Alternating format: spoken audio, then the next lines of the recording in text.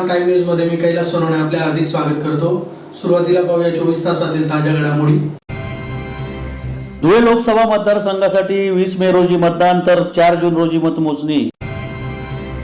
धुळे जिल्ह्यातील पुरस्कार प्राप्त पुरस्कारार्थींचा मूळ धुळे जिल्हा मराठी पत्रकार संघातर्फे करण्यात आला सत्कार।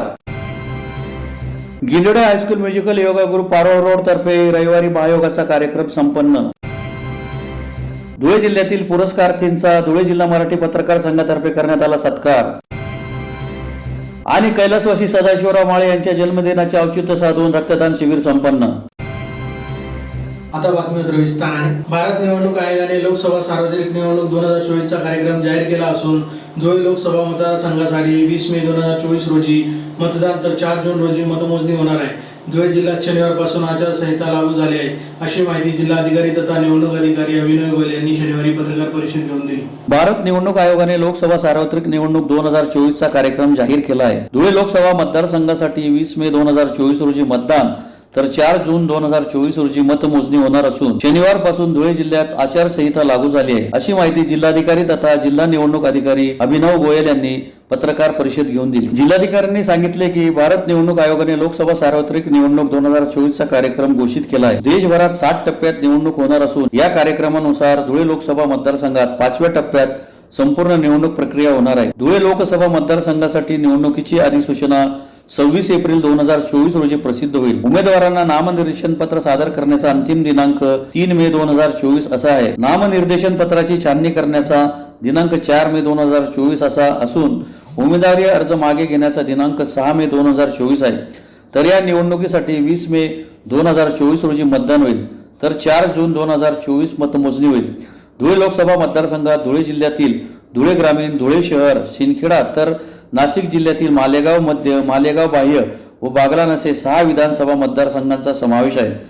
धुळे जिल्ह्यात 17,321 इतक्या 18 ते 23 वयोगटातील नवीन मतदारांची नोंद झाली आहे, तर 85 वर्षावरील वयोगटातील मतदारांची संख्या 23,000 इतकी आहे। जिल्ह्यात 10,900 इतके मतदार हे दिव्यांग असून आवश्यकतेनुसार त्यांच्यासाठी पोस्टल बॅलेटची सुविधा उपलब्ध करून दिली जाणार आहे।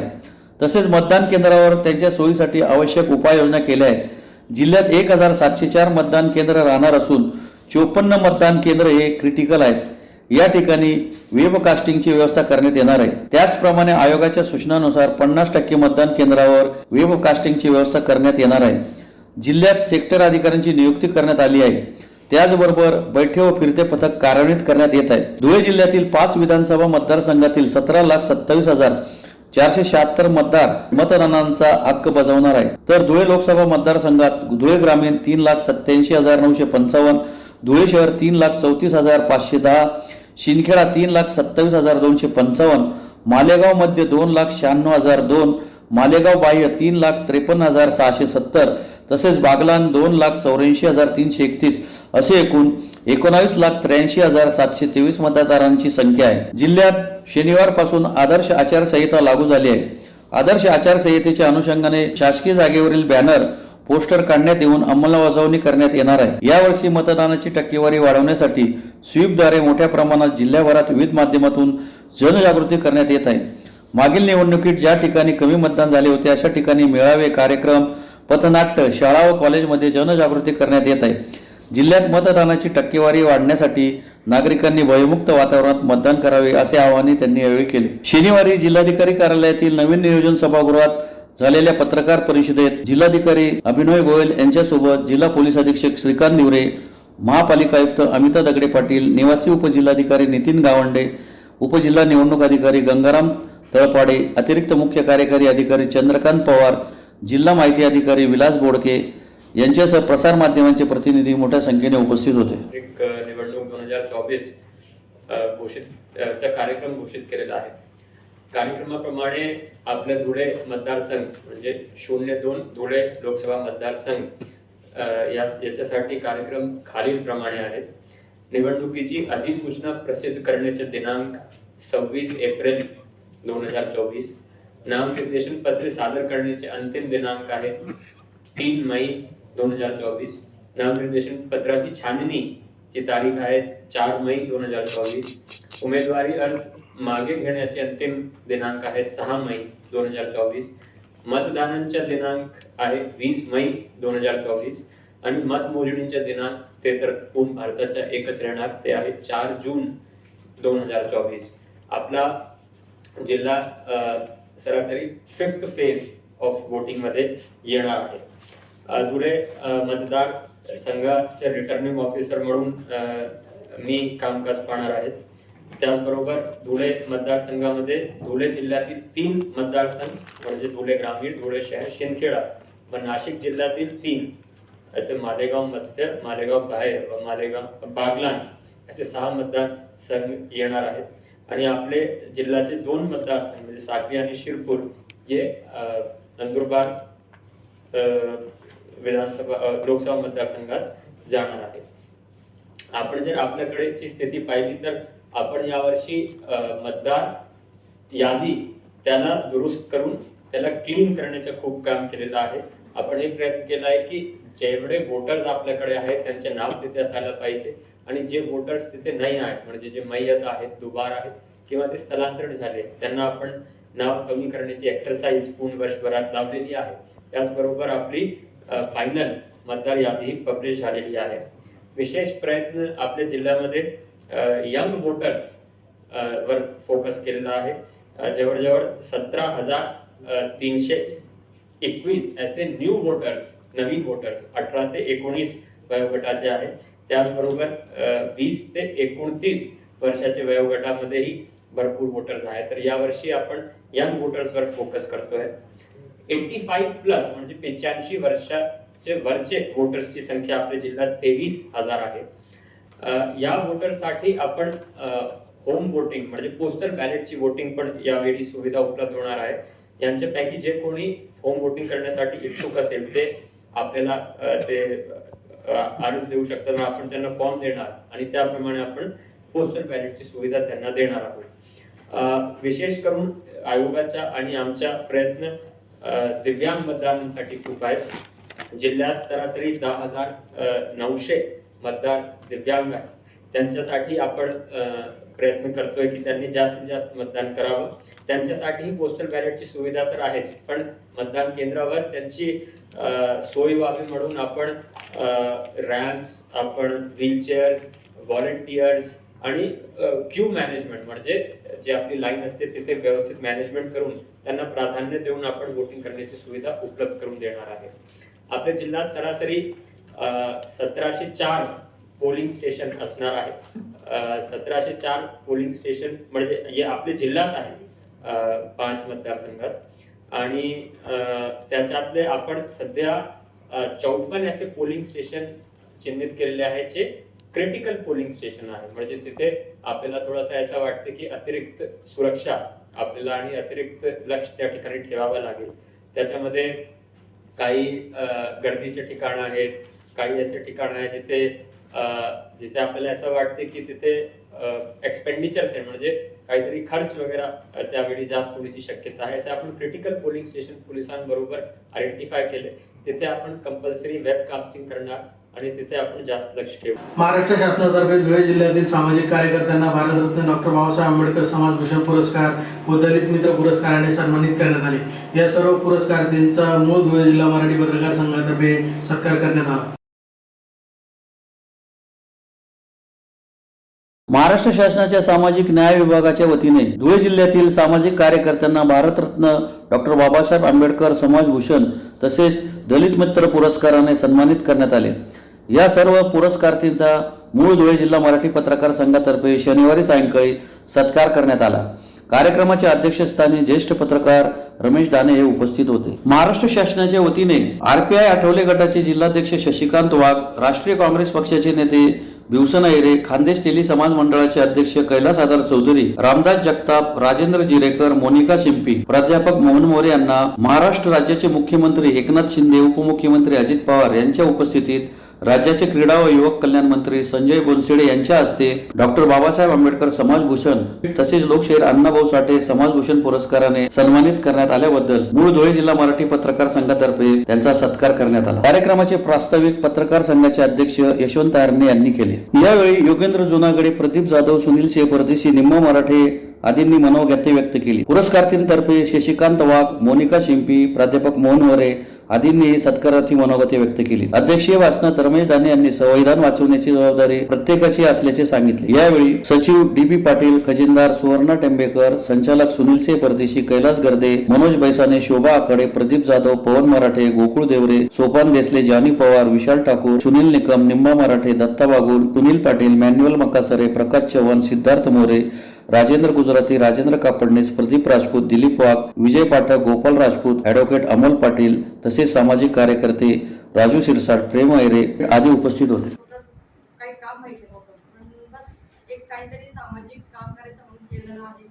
त्यात ज्यावेळेस आम्हाला हा पुरस्कार 8 मार्चला ज्या दिवशी जाहीर झाला, तर त्या दिवशी आम्ही अचानक एकदम हे झालो किंवा आम्हाला आणि मुक्त आदिवासी महिला बौद्धिक संस्था ही 5 वर्षातून पहिली संस्था मानकरी ठरलेली आहे डॉक्टर बाबासाहेब आंबेडकर पुरस्कारासाठी. तर विशेष म्हणजे कौतुक वाटतं की एवढ्या कमी कालावधीमध्ये मी हा पुरस्कार घेतला आहे संस्थेच्या माध्यमातून. आणि तिथे ज्या दिवशी 8 तारखेला आम्हाला नियुक्ती पत्र आलं, म्हणजे त्यांनी आम्हाला सांगितलं आणि 11 तारखेला आम्ही गेलो आणि जातात 3 वर्षापासून मी एक संविधानाचं पुस्तक शोधत होते. 3 वर्षापासून कोरोना काळ आल्यामुळे मला ते पुस्तक घेता आलं नाही. पण ज्यावेळेस आम्ही त्या हॉटेलमध्ये एंट्री केली आणि एंट्री करत असताना जेव्हा त्यांनी आमचं स्वागत केलं आणि त्यांनी आम्हाला संविधान दिलं, ते संविधान बघून त्यांचा नमस्कार केला आणि त्या दिवशी खऱ्या अर्थाने माझा तो पुरस्काराला कुठेतरी स्वरूप आलं. आणि महाराष्ट्र शासनाने जे हा उपक्रम म्हणजे खूप कमी कालावधीमध्ये 4 दिवसात हा कार्यक्रम त्यांनी जो केलेला आहे, खूप त्यांचं कौतुक करण्यासारखं आहे. समाज मंडळ यांनी सुद्धा 4 दिवसात एवढा छान उपक्रम राबवला, त्यांचं पण आम्ही मनापासून धन्यवाद करतो. आणि तसेच आमचे श्री जिरेकर साहेब हे आम्हाला कमांडर म्हणून आम्हाला गेले 22 वर्षापासून त्यांनी आम्हाला स्वतः पाहिलेलं आहे आणि ते स्वतः एकदा राष्ट्रपती पुरस्कार नाही तर ते 2 वेळेस राष्ट्रपती पुरस्काराचे विजेते आहेत. तर त्यांच्या पावलात पाऊल टाकून आज आम्ही पण कुठेतरी थोडासा खारीचा वाटा घेत आहोत. मला 2023ला राष्ट्रपती पुरस्कार मिळाला. नंतर 2023ला मेला माझ्या संस्थेला पुन्हा 51,000चा जिल्हा क्रीडा संकुलाचा पुरस्कार मिळाला. त्याच्यानंतर मग ॲडिशनल एसपी असतील, एसपी साहेब असतील, कलेक्टर असतील आणि पूर्ण महाराष्ट्रातच नव्हे तर पूर्ण भारतातून मला 1100 पुरस्कारची मी मानकरी आजपर्यंत ठरलेली आहे. स्वतः 21 वेळेस रक्तदान मी स्वतः केलेलं आहे. शेवटी करोना काळ सुद्धा मी 14 जूनला मी रक्तदान केलं आणि त्या दिवसापासून मी ते संपवलं. आणि आजपर्यंत त्याचे जे सामाजिक कार्य आहे, आज रमाई माता होत्या, जिजाई माता होत्या, सावित्री माता होत्या आणि आजच्या ज्या महिला आहेत जसं सिंधुताई सपकाळ आहेत किंवा अजून मोठे मोठे जे आहेत त्यांच्यामुळे आम्ही आज काहीतरी करू शकतो आणि त्यांच्या आशीर्वादानेच आम्ही पण आज इथपर्यंत पुढे जाऊ शकतो. अधुरे गुरुजींचं ते कार्यक्रम माझ्या अध्यक्षतेखाली होता आणि अगदी तरुण कार्यकर्ता आहे. उस्मानाबाद जिल्ह्यातून लोहारा गाव आहे. खादीचं उत्पादन करतो आणि खादीला फॅमिली समर्पित आहे. अशा माणसाचा सन्मान खादीला, सेवादलाला, कथामालेला, सर्वोदयाला आणि अशा आप्पासाहेब पाटोलेंच्या आश्रमाला समर्पित असे जे कार्यकर्ते होते, जयवंत आंबेडकर दिवंगत, त्यांच्या नावाचा पुरस्कार चळवळीतल्या पुरोगामी चळवळीतल्या 4-5 युवकांनी एकत्र येऊन तो समारंभ केला. त्यांची समिती, त्यांचाच पैसा आणि आज छोट्यातल्या छोट्या जमिनीवरच्या कार्यकर्त्यांचा सन्मान आहे. त्यानंतर मी भाऊंना भेटलो, आपलं घर खांदाराम भाऊ गडदुर्गला गेलो. दोन्ही ठिकाणी हा विषय झाला की जर अशा जमिनीवर काम करणाऱ्या कार्यकर्त्यांचा सन्मान किंवा त्यांचा आदर आपण नाही केला तर मग कोण करेल. आणि म्हणून हा आपल्या घरातला सन्मान आहे.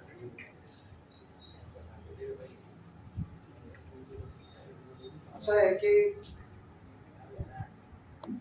शशी अण्णांना फार उशिराच होतो, म्हणजे उशिरा मिळाला.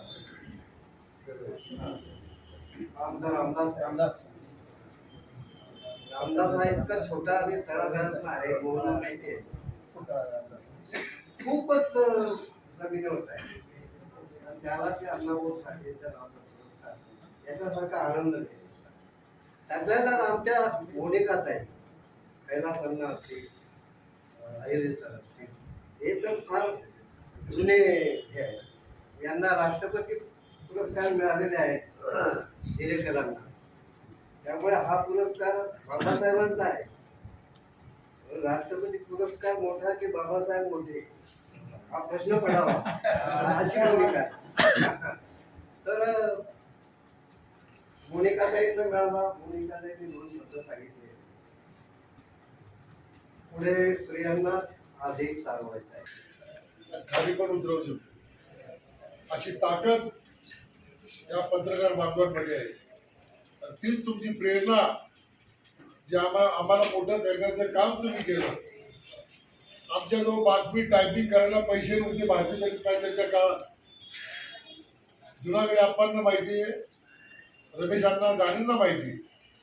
सायकल टाईप करायचो जिल्हा परिषदमध्ये, सायकलीवर जायचो, या प्रेसला त्या प्रेसला ते बातम्या देत 40 वर्षापूर्वी. अशा पद्धतीने आम्ही जे काम केलेलं आहे, जे पत्रकारांच्या गौरवामुळेच आम्ही मोठे झालो. आणि त्याचे जे शिल्पकार आहेत या सन्मान चिन्हाचे, ते पत्रकार बांधवांना मी देतो.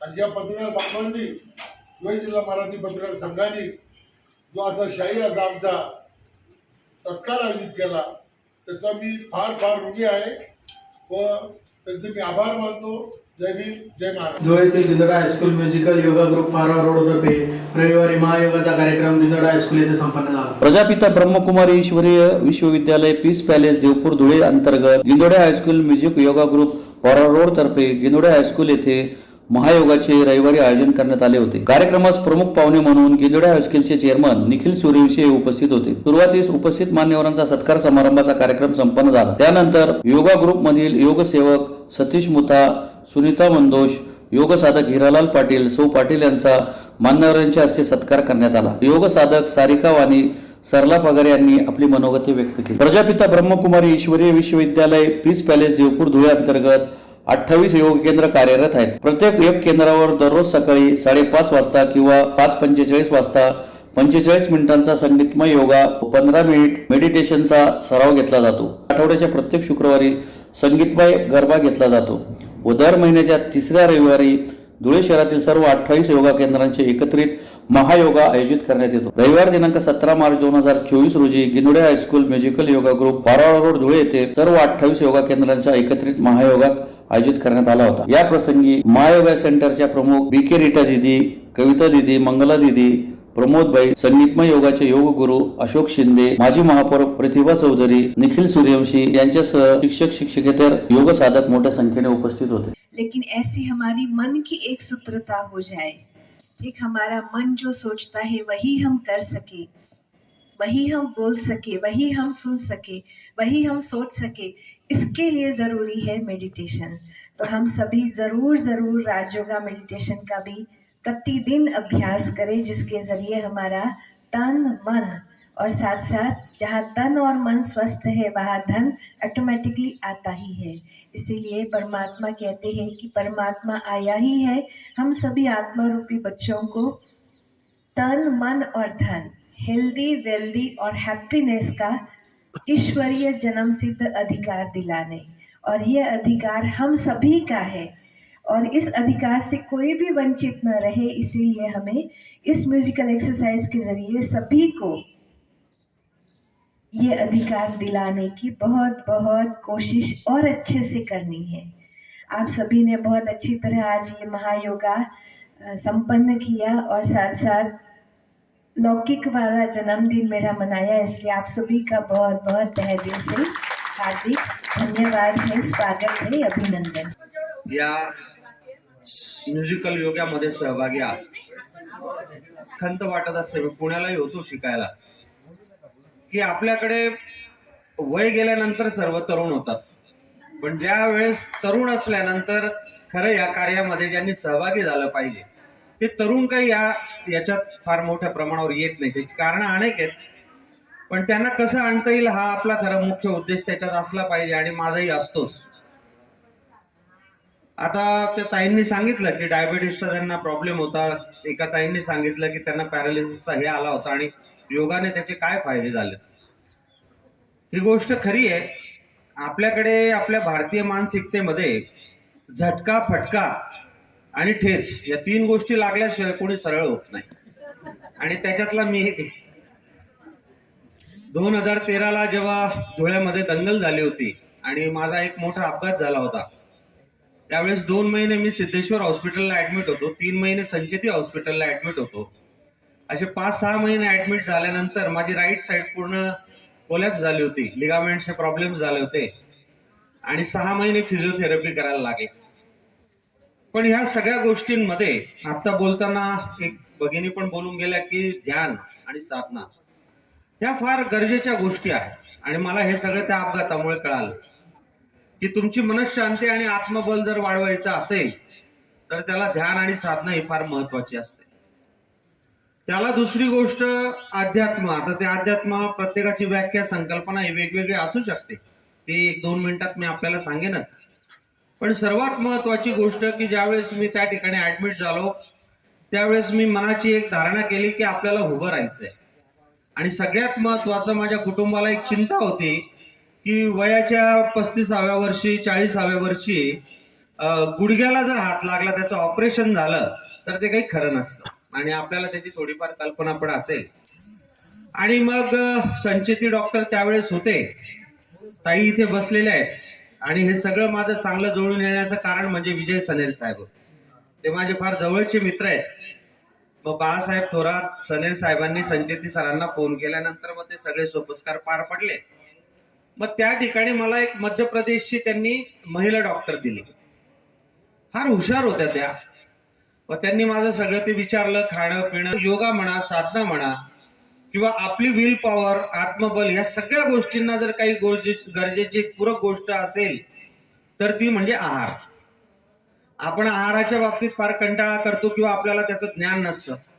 डॉक्टरांकडे जेव्हा जातो तेव्हा अलीकडे एक आणि चांगल्यासाठी पैसा गेला तरी काही हरकत. त्या मॅडमने मला उभं केलं, ते फक्त त्या आहारावर उभं केलं. आणि त्या दिवशी धुळे जिल्ह्यातील सामाजिक कार्यकर्त्यांना शासनातर्फे भारतरत्न डॉक्टर बाबासाहेब आंबेडकर समाजभूषण पुरस्कार व दलित मित्र पुरस्काराने सन्मानित करण्यात आले.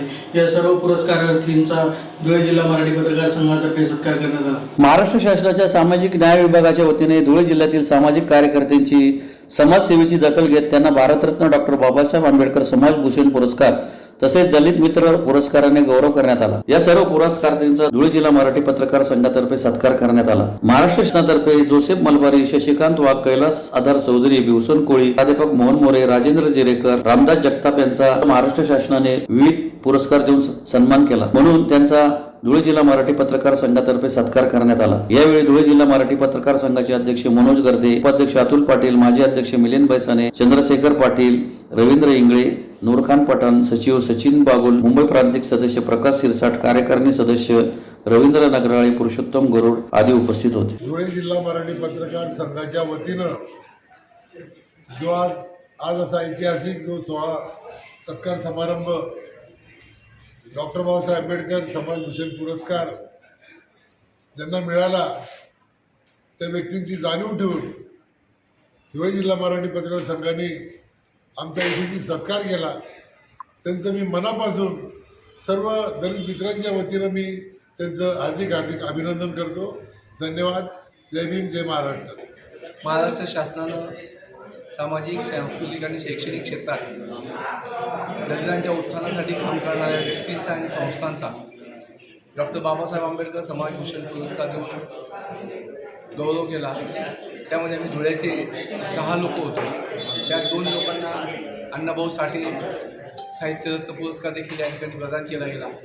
आणि शासनाने आमच्या कार्याची दखल घेतली, पण धुळे जिल्हा मराठी पत्रकार संघाने सर्वात पहिले धुळ्यामध्ये आमच्या सत्काराला आम्हाला बोलवून आमचा जो मान वाढवला त्याबद्दल धुळे जिल्हा मराठी पत्रकार संघाच्या आम्ही सदैव ऋणात राहू. आभार मानत नाही, कारण आम्ही आणि तुम्ही सर्व एकच आहोत. आपण त्यामुळे आभार नाही मानत, आपण सर्वांच्या ऋणात राहू इच्छितो. कैलासवासी माजी आमदार व माजी प्राचार्य सदाशिव शंकरराव माळी यांच्या जन्मदिनाचे औचित्य साधून देवपुरातील सीताबाई माळी कन्या विद्यालय येथे रविवारी रक्तदान शिबिर संपन्न झाले. कैलासवासी माजी आमदार व माजी प्राचार्य अण्णासाहेब सदाशिवराव शंकरराव माळी यांच्या जन्मदिनाचे औचित्य साधून देवपुरातील श्रीमती सीताबाई शंकरराव माळी कन्या हायस्कूल येथे रक्तदान शिबिराचे आयोजन करण्यात आले होते. मान्यवरांच्या हस्ते सदाशिवराव माळे यांच्या प्रतिमेस पुष्पहार अर्पण करून अभिवादन करीत रक्तदान शिबिरास प्रारंभ करण्यात आला. धुळे येथील क्रांतिज्योती सावित्रीबाई फुले शिक्षण प्रसारक संस्थेचे संस्थापक कैलासवासी माजी आमदार व माजी प्राचार्य अण्णासाहेब सदाशिवराव शंकरराव माळी यांच्या 21 मार्च रोजी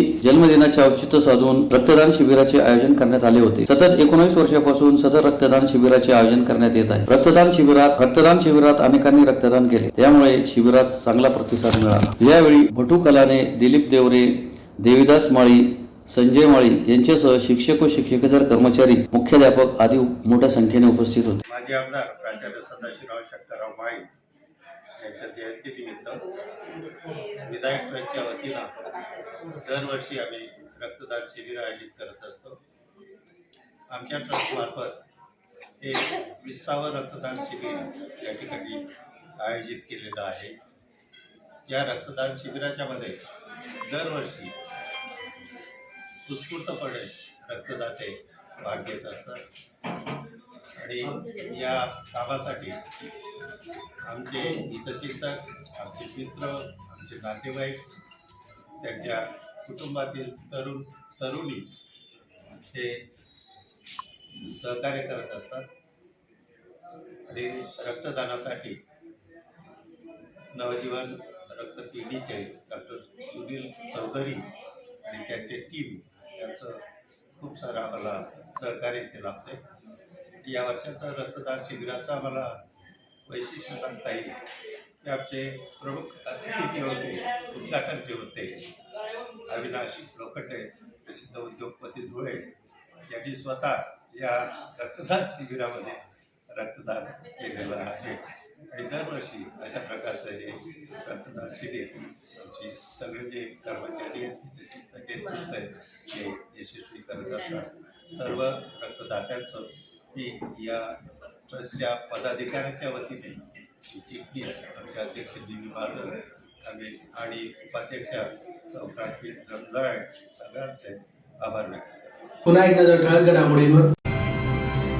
धुळे लोकसभा मतदारसंघासाठी 20 मे रोजी मतदान तर 4 जून रोजी मतमोजणी. धुळे जिल्ह्यातील पुरस्कार प्राप्त पुरस्कारार्थींचा मूळ धुळे जिल्हा मराठी पत्रकार संघातर्फे करण्यात आला सत्कार. Gilode high school musical yoga group Parola road तर्फे रविवारी महायोगाचा कार्यक्रम संपन्न. धुळे जिल्ह्यातील पुरस्कारार्थींचा धुळे जिल्हा मराठी पत्रकार संघातर्फे करण्यात आला सत्कार. आणि कैलासवासी सदाशिवराव माळे यांच्या जन्मदिनाचे औचित्य साधून रक्तदान शिबिर संपन्न. याचबरोबर श्रीराम टाइम न्यूजच्या बातमीपत्र संपले. दिवसभरातील ताज्या घडामोडींसाठी पाहत राहा श्रीराम टाइम न्यूज. भेटूया पुढील प्रसारणात. तोपर्यंत नमस्कार.